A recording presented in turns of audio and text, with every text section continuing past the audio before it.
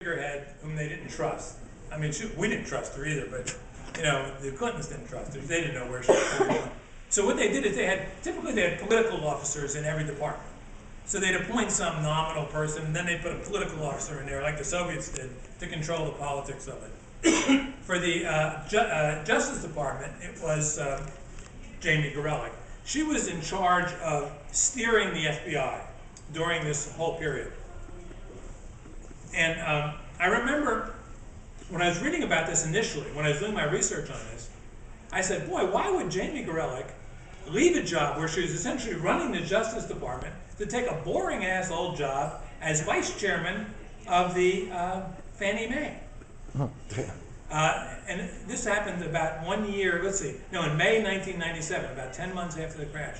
She leaves the Justice Department to take a job as Fannie Mae. Fannie Mae is the federal, you know what the Fannie Mae is. She has no mortgage experience, no housing experience, no finance experience. And here she is vice chairman.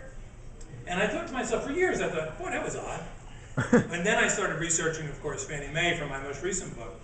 Here's what she did. She leaves a job where she's making $130,000 a year. She goes to a job where she will average over the next 6 years, you know how much she averages? $4.1 million a year for the next 6 years. Her first year out of the chute, she makes $1.5 million. There is no job in Washington more deeply coveted.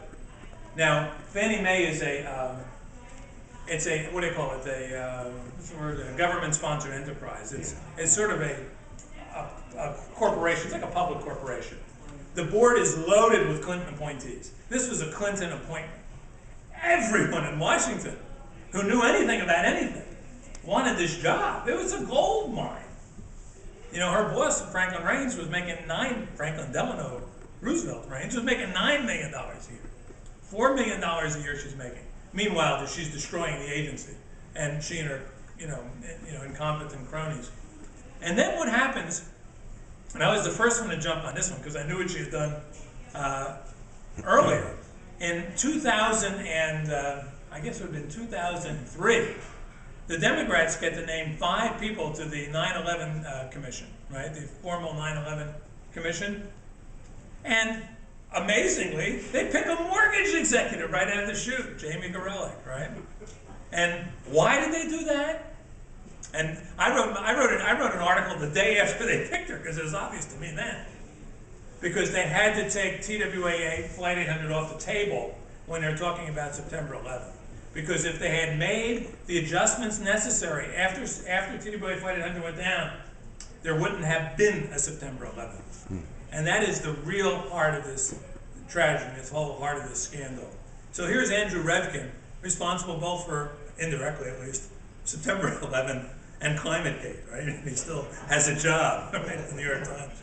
So, but that's all right. They got Fidel Castro being president of Cuba on their own misreporting, and they covered up the terror famine in the Soviet Union, in which 7 million people died. So the New York Times has been doing this for the last 75 years. There's been no greater force for evil on the planet over the last century than the New York Times.